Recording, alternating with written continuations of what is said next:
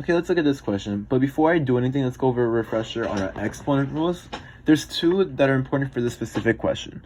So if I have x to the power of a divided by b, that's going to equal the square root of b and then x to the power of a. And if I have x to the power of a divided by x to the power of b, that's going to equal x and to the power of a minus b. And both are important for this specific question. These are very important. These are both important exponent rules.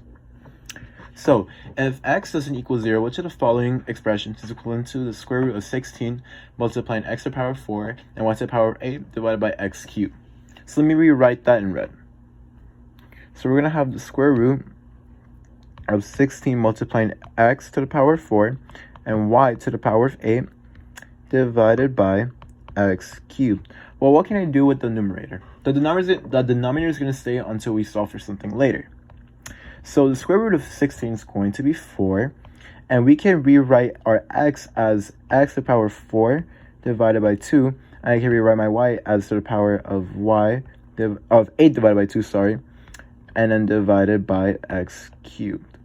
So what's not going to change? What's not going to change is the 4 and the y to the power of 8 divided by 2, because if we look at our numerator and denominator, they both have x values, and we got to use this exponent rule to figure out our x values, but our y and our constant value, in this case 4, is going to stay the same. So to look for my x, what I can do is realize that 4 divided by 2 is going to equal 2. So I'm just going to use this and this for my equation I'm going to write. So I'm going to have x to the power of 4 divided by 2 and divided by x cubed, which is going to equal x2 divided by x cubed, which is going to equal x to the power of 2 minus 3, which equals x to the power of negative 1.